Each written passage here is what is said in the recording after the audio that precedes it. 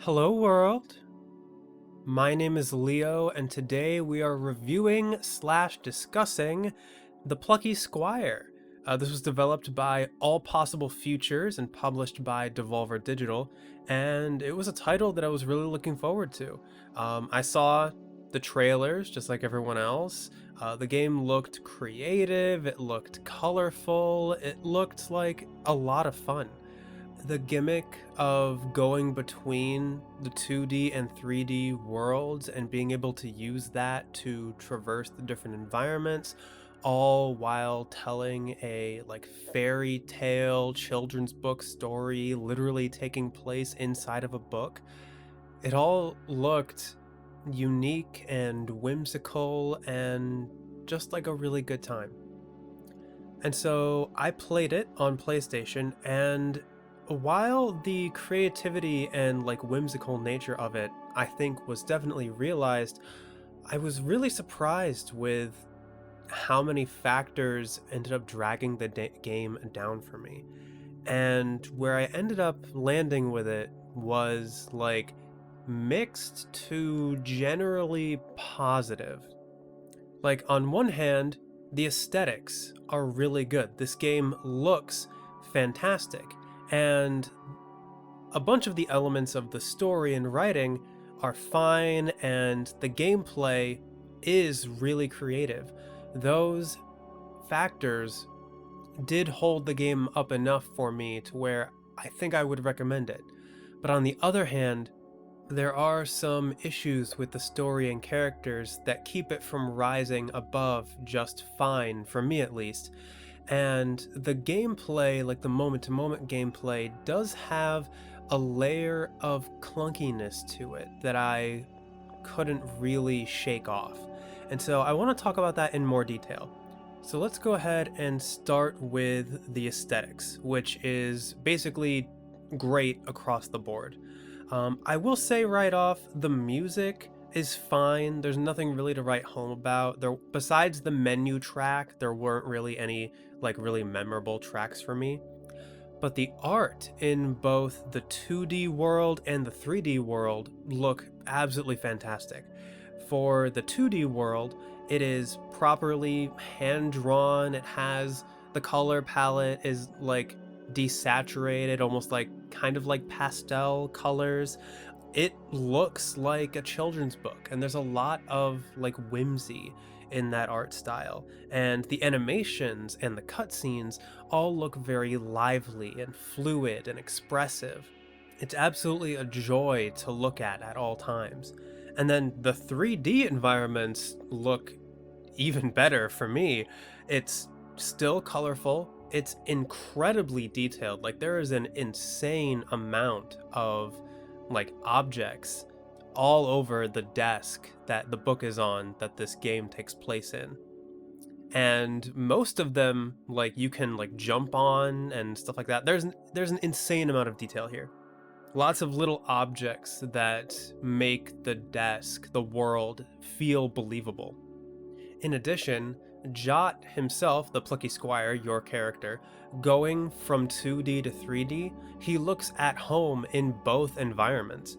And I really liked how each world type that you went into had its own distinct style that at the same time all felt cohesive together. And all around, the aesthetics are a treat from start to finish. As for the story that takes place in this world, it's fine. It is a fairy tale through and through, for better and for worse. You play as Jot, the Plucky Squire. He is the hero of the story, and he and his friends are trying to stop the evil wizard Humgrump from using meta magic to be able to take over both the world inside the book and the desk in the outside world and try to and they're trying to stop him from changing the story to fit what he wants. Now, when I say that this is a fairy tale through and through, I mean that it is a children's book. The stakes don't really feel all that high, the themes are not presented in a particularly deep way, and again, that is fine. Me personally, I think I would have preferred a little bit more exploration of like knowing that there's a like realizing that you live inside of a book and realizing that there is a world outside of the book. But that's just a me thing. For what the game presents in terms of story, it gets the job done. Honestly, at times it does just feel like it's a vehicle for introducing the puzzles and the mechanics. In particular, some of the middle sections do just kind of feel like filler. Chapter 5 in particular, there's a part when you're just like walking around through town talking to people, and the majority of the chapter is just you running an errand for someone. That felt kind of weak, but for the most part, the whole story felt fine. And it is elevated actually by a narrator who is voice acted and who does an absolutely fantastic job. His accent and the way he inflects the words and his delivery does so much to elevate the whimsical nature of the game and really sells the fact that this is a children's book with you going on an adventure. Once upon a time, there was a plucky squire named Jot. Jot lived in the land of Mojo, a land of creativity. Now, as for the writing and characters, I would say that that is a little bit more mixed for me. And the biggest problem that I had in this regard was Jot himself, your character. Now, first I want to say that Jot is not a blank slate.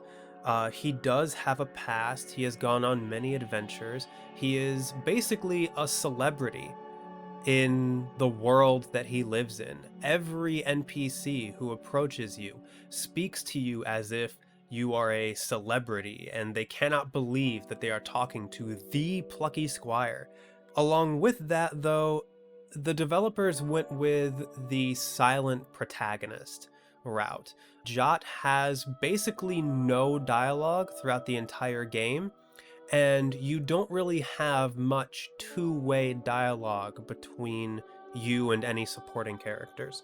This choice of no dialogue, combined with not really much in the way of complex expression when it comes to Jot's facial expressions or animations, really it meant that I really had a hard time connecting with Jot as a character.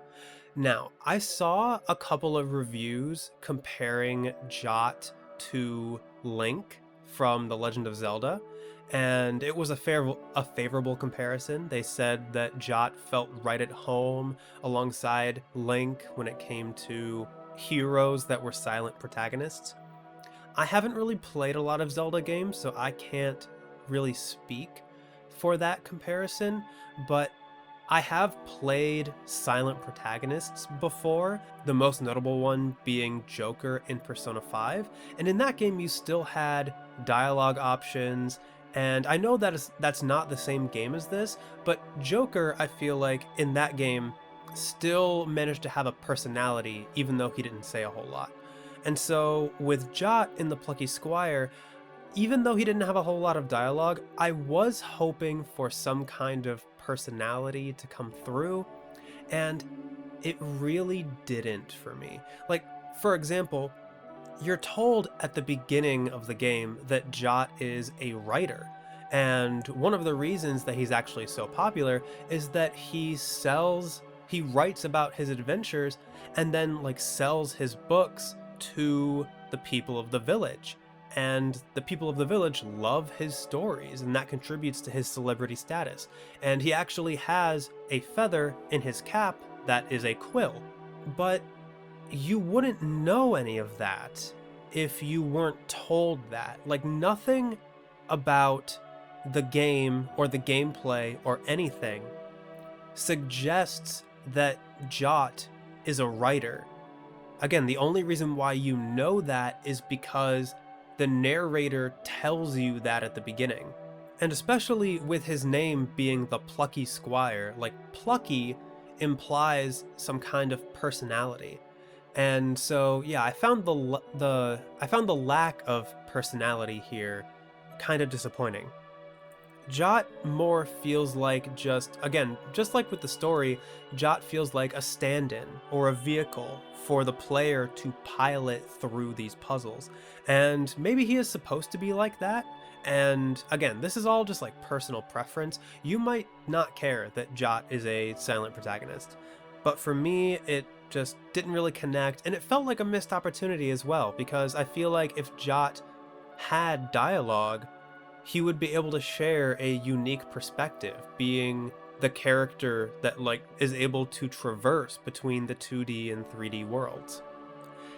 It also didn't help that the characters around Jot, when they were describing Jot, got kind of annoying. So Jot has two friends, Violet and Thrash, that follow you around for the majority of the story. And they will like kind of act as the people saying, oh, we need to do this. Jot, go ahead and do that. And then you do it. And then after every puzzle, like literally after every puzzle or any combat arena or anything, Violet and Thrash will go like, hey, isn't Jot great? What happened? Must have been Jot. Oh, you know how Jot is. That's so Jot. We can't question anything. That's just one of Jot's powers.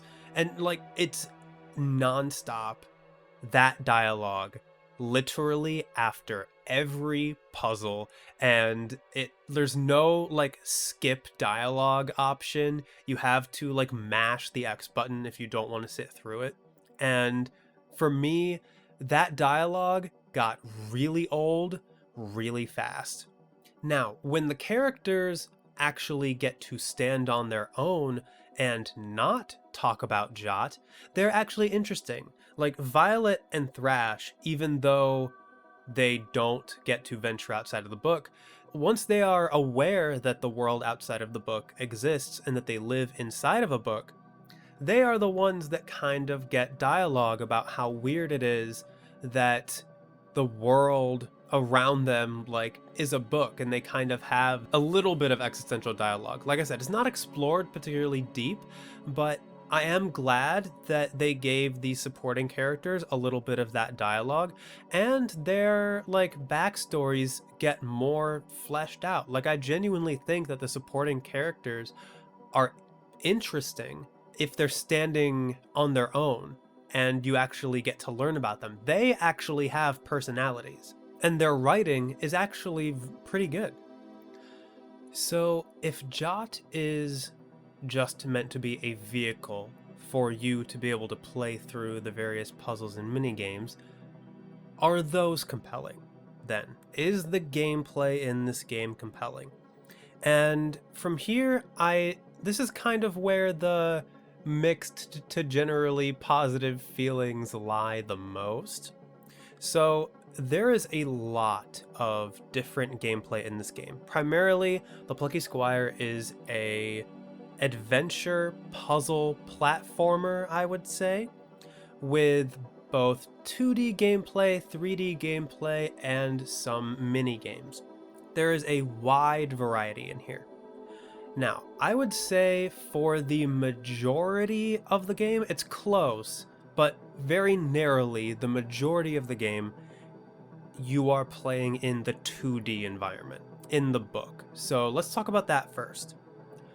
Right away, to me, and your mileage may vary with this, but things just kind of felt off, like just a little bit. Like, the movement in the 2D world, especially from moving left to right, just feels a hair too sluggish. Like it feels like you should be moving just slightly faster than you actually are. On the other hand, when you're jumping, especially when it switches to like a side-scrolling perspective, it feels a hair too floaty, like you shouldn't be jumping as high or as far as you are. Combat is decent, and you actually get a fair bit of variety when it comes to the types of moves you can pull off. And there's an upgrade shop where you can buy new moves and make those moves more powerful. But for like the normal combat, like just swinging your sword, I noticed that it sends you just a bit too far forward with each swing, and there were quite a few times where I would end up taking contact damage from enemies because the sword would send me farther forward than like how far the enemy was being knocked back. So with all of this combined, it felt fine, like all of it was serviceable and it got the job done, but it also felt like there was like a layer of clunkiness just over the entire game that I wasn't able to get rid of. And it didn't really help that my playthrough was surprisingly buggy. Like, it was all minor bugs, but they did pile up over time. Like, I got visual and animation bugs where things would overlap weirdly or kind of like jerk out of the way. There was one time when Jock got animation locked until I jumped out of it. There was a camera bug where the camera locked into place on looking at a certain view, and I had to jump in and out of the 2D and 3D environment in order to get it to fix itself. I had bugs with enemies where a couple of enemies had just stopped working completely and just didn't move at all. Another one where an enemy vanished off screen before it was able to join combat. There was a bug involving one of the stealth sections where I had backtracked, and then once I went back into the stealth section, it wouldn't let me sneak, but I was able to get through it anyway. Probably the biggest bug I ran into, though, was there were some collision bugs. Some of it was minor, like there was one bug where I was able to throw my sword through an object at an enemy. Like that object had just lost all collision until that enemy died somehow.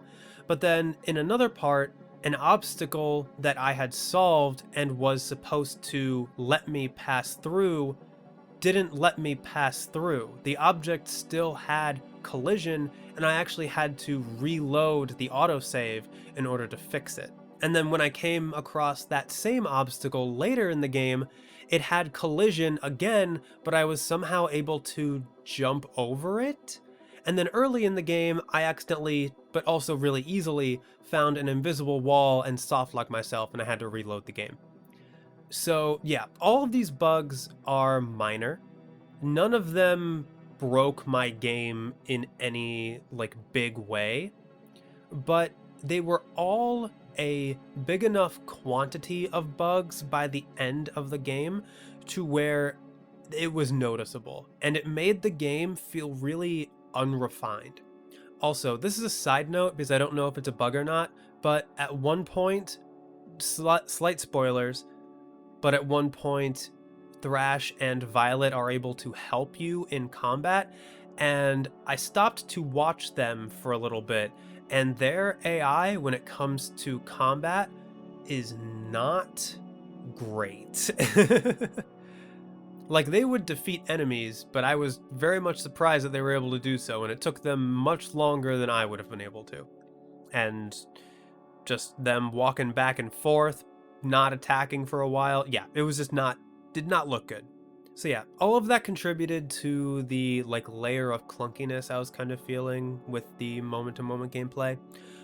Let's talk about puzzles. The puzzles were actually pretty fun.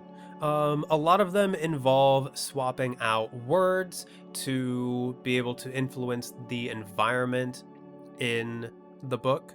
For example, if a passage talks about a closed gate and you're able to swap out the word closed with the word broken from a different segment, from a different like paragraph or excerpt, the gate will all of a sudden become broken. A lot of them also involved having to exit the book and turn pages, or reaching out of reach environments using the portals, or using stamps to stop obstacles or get rid of obstacles. It was a lot of fun. Some of them did approach being tedious, but it never outstayed its welcome. All of these puzzles were fairly easy, and none of them actually became tedious, I would say. I had generally a lot of fun with all of them. Now, the 3D environments, I personally enjoyed a lot more, and in my opinion, that's one of the areas where the game really shines. Whenever you properly venture out into the 3D world, it is usually to get some kind of item, and that item will usually be at the end of basically a really long obstacle course where you are fighting enemies, unlocking doors, and you are regularly switching between the 2D and 3D environments in order to reach new areas. And that mechanic in particular feels very well utilized here. Also, these 3D portions almost always included a new mechanic or some kind of like quote unquote set piece moment. Like there's a moment when you're going up through a dollhouse, through all the various floors that I really liked. There's a couple more that I won't spoil because they are just really cool. Like the creativity really shines in these sections, and I think it is worth experiencing. And then the other place where the creativity really shines is in the various boss fights and mini games. Now, it's usually some kind of unique one-time mechanic that didn't occur before and won't occur after. Some of them do occur again at the very end, but for the most part, all of the mechanics feel unique to that moment in the like bosses and the mini games, and they all felt really good. Like there's a punch out reference, there's one that acts like a rhythm game. It's amazing how many ideas all possible features managed to weave into this story. And that's the other amazing thing. It all feels cohesive. Like, on paper, all of these different ideas might have looked very hodgepodge, and any other developer attempting this might not have been able to craft these and put them together as cohesively as all possible features did. And that really should be commended. The fact that so many different ideas feel at home in this game and in this story. And that's kind of the impression that I want to leave this with. I truly think this game has a lot of heart, and the devs were clearly making something that they were passionate about here, and I do think that heart comes through. And one of the main reasons that I think this is the main collectible in this game is concept art. There is art hidden everywhere in this game, and there's a menu where you can access it, and every art has a little blurb about like different changes the developers were making or their inspirations behind why they made this particular piece look this way and stuff like that. And above all, I think that conveys how much this game is centered on creativity.